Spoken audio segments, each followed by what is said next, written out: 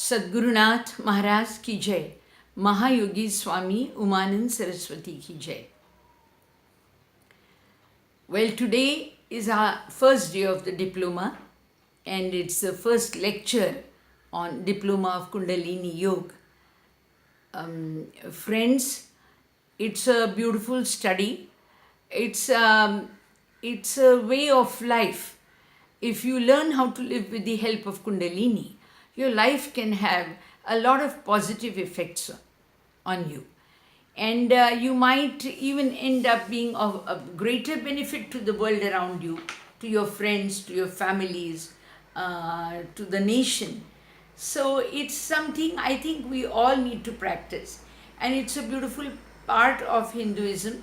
I'm sure it is reflected in other religions also under different titles and names. But since I am going to introduce it in the form of Kundalini Yoga, we will stick to the terms which are mentioned here. This yoga it's not a very latest, it's a pre-Vedic and post-Vedic times. It is during Vedic times. Some of these saints who belonged to these Vedic times, who have co-authored Vedas also, those are the saints who have talked about this as yoga. And there are almost 20 Upanishads which have this topic dealt with. We will be referring to Upanishads because we would like to speak about the little history of yoga. Now, while referring to the first Upanishad which I came across was Shandilya Upanishad. And in Shandilya Upanishad, Shandilya Muni, who was a Kul Guru of Lord Krishna, he asks a question to Atharvan, another great sage who has co-authored Atharva Ved with Angiras, another sage. So the discussion is between two great masters, and of course the debates are held for the benefit of the mankind. So here Shandilya Muni asks Atharvan, which are the 8 parts which of yoga which can help one to reach enlightened state or reach Atma or make you realize everything about Atma. So Atharvan talks about the 8 parts of yoga. Of course, they are now, they were later classified together and placed as a science by Patanjali Muni. And today Ramdev ji has made that name very popular. So history is not very far behind as far as the terms are concerned. But we still need to know about the 8 parts. Most of the seekers who practice Ashtanga Yoga or Patanjali Yoga, they start with asana and pranayam. But we need to go a little behind that. First 2 rules and regulations, that is yam and niyam. So it is not just a practice of breathing or like pranayam or having various asanas, siddhasana, sahasana and all. We need to still go a little earlier steps of yam and niyam. Now, out of the yam and niyam, that is rules and regulations. The 8 parts of yoga are yam, niyam, that is rules, regulations. Asana, pranayam, that is physical posture of sitting, and pranayam is breathing techniques. Then pratyahar is withdrawal from the subjects and sense subjects. And dharana, that is getting focused on certain subject. And dhyan is concentrating upon with the eyes closed. And samadhi on that is final union with the ultimate. So these are the 8 steps. But the first 2 cannot be ignored, especially for those people who would like to truly attain. We've got to start right from the ABC. So let us first now concentrate on what are the yam which are to be practiced, that is rules. The first one which was described is ahimsa. That is the beauty of Hinduism. Actually, my father used to say, um, Vaishnava dharma he teni kahiye peed parai jani re. That is, Vaishnavas are those who understand the pain of others, who identify with the pain of others. So basically, ahimsa is trying not to hurt anybody in any form. If you want to be a realized person and you want to understand the ultimate truth, then it is important that we first practice ahimsa. It is not to hurt a person verbally, mentally, intellectually. Verbally, I'll give you a very beautiful proportion of it. Suppose it takes you about 5 minutes to really hurt somebody.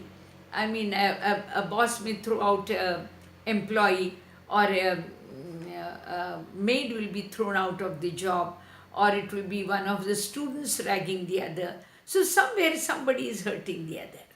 Now you tend to hurt it for say 1 minute, half an hour, 20 minutes, 15 minutes, whatever it is. But the person who carries that hurt carries it for years together, carries it for years together. And when they do it, it is as good as wasting your simultaneous years of attaining sakshatkar. That is ultimate truth. So till that person does not forget, it is going to linger in your mind too, and it is going to delay your attainment of spiritual truth. So one has to practice ahimsa. We normally I would practice on purpose. I would not do hurt anyone, but unknowingly it might happen. So let me say I'm going to mark myself with this. So for ahimsa, let's say out of 10, I can give myself say about 7, and the 3 I have to believe that I must have done, I might have done, and I might be doing unknowingly. So somewhere I'm going to balance it out, of course. How do I balance it out? By kshama, another quality which is one of the yam. Kshama is forgive. Forgive those who have hurt you. If you forgive those who have hurt you, then obviously there will be a simultaneous balance which will be balanced by nature, where you will be also forgiven for the wrongs done by you. So we'll practice ahimsa and kshama simultaneously. This is very this is a nice combination. It's actually they are in order. They are about first and sixth or seventh, but let's pile them together. So we have ahimsa and kshama. Kshama is forgiveness, and ahimsa is not to hurt. So in case you have accidentally hurt somebody, then you must remember that if you are willing to forgive someone without knowing, it's a universal truth, then you can forgive the person to your left, and probably the person to your right will forgive you for whatever you have done wrong. So something like that we need to depend upon, because knowingly and unknowingly are two different ways. Knowingly, try not to hurt anybody. Then there is another which is supported, is truth, satya. Now you will say every time, do you speak the truth? As far as I'm concerned, I won't speak lies. I won't tell lies, but I may not express myself truly about things which are not going to benefit others or make them feel better. For example, if somebody is, let's say, is looking old, by saying that, is it going to make the person happy? No, then avoid saying it. You can be just kind about the whole thing and not express it. You don't have to be truthful about it. But here I think the truth is not what we say on the level of the normal life. It is the truth is the ultimate truth. That is, try and speak about God. So I think the truth here needs to be defined as the ultimate truth. So along with ahimsa, we need to practice speaking about the truth, and that is speaking about God. Whenever you get little time, whenever you want to discuss certain things, you have a friend to talk to, try and see if you can speak a few good words about God and divinity. Then there is another one which is Ashteya. That is not to um, want what belongs to others. Now, my God, all these territory problems, the property problems, the business problems, they start here. You want to grab something which belongs to somebody else. So once a place thought is placed wrong, there is no end to it. So it's very essential. Whatever it is, we have to rectify these thoughts. As far as a stay is concerned, I can give myself, say, 9 on 10. I don't think, yes, accepting knowledge. If somebody has knowledge, I would like to also have the same. But of course, that is not by taking away the person's knowledge, but by learning or imbibing in me those qualities. Then, of course, there is brahmacharya, that is celibacy. On physical level, excess indulgence should be avoided.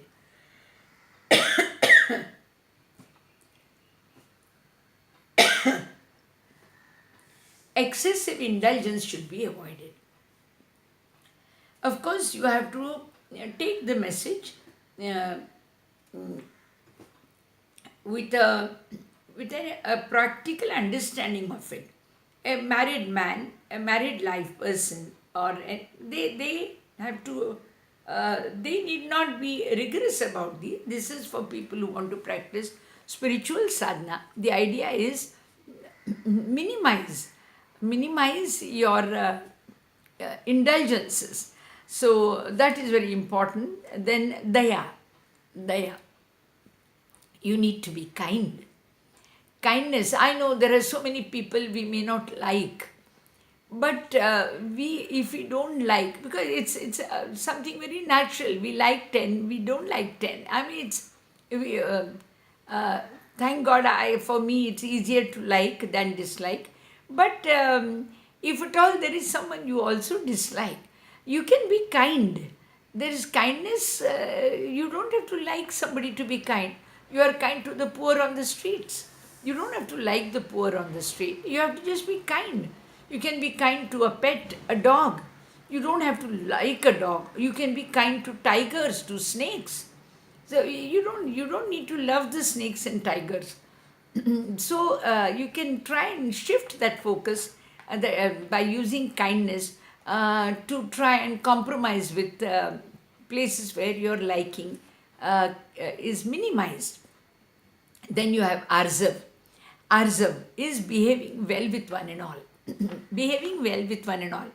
Now, we are good to people we like, and we are bad to people we don't like. Well, don't do that, because finally it is your quality which is going to decide about you. If you are basically good, you should not worry who's before you. Your goodness should not be affected. A very beautiful thing was told. Lord Krishna, no, I think it was sage Narad. He turns to Dhritarashtra. Yes, he turns to Yudhishthir. Yudhishthir is Dharmaraj, son of Pandu, the elder brother of Arjun. And he tells Yudhishthir, will you do me one favor? Find me a person who is bad. And then the sage also turns to Duryodhan, the son of King Dhritarashtra and Kaurav, prince. And he says, why don't you find me a person who's good? So Yudhishthir is supposed to be a very decent person. And he goes around and he comes back and he tells Narad sage, they both go around, Yudhishthir and Duryodhan, both go all around the world and try and come back. They come back. And Yudhishthir says, unfortunately, sage Narada, I could not find any evil person in the world. And Duryodhan comes and says, sage Narada, there's not a single good soul. So you can imagine, we need to be good. Don't worry about how the person in front, whether he deserves goodness or not, is not for you to decide. It is your quality you have to live with. And try to make the best of your quality. Then you have kshama, we have piled it up with ahimsa, that is forgiveness. Then you have dhriti, that is having a firm mind. Sometimes we are always in a dilemma. We have dealt with this topic in Bhagavad Gita chapter 1. But we are all the time, let's not say dilemma only, if there is any losses we have, we get demoralized very soon. Suddenly we get demoralized. So, well, you have to treat it as one of the situations which are bound to come in life. Just as the waves, the waves rise also and they also fall down.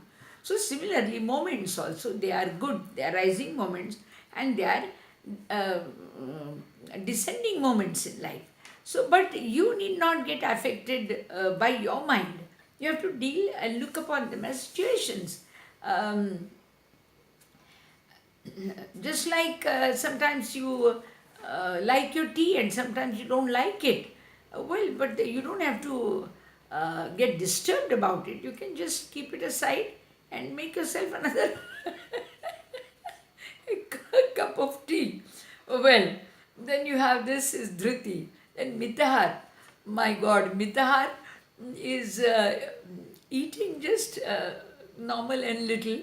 Nowadays, the diet conscious people are all the time saying that eat every 2 hours but have very little. So this is traced back in Vedic period.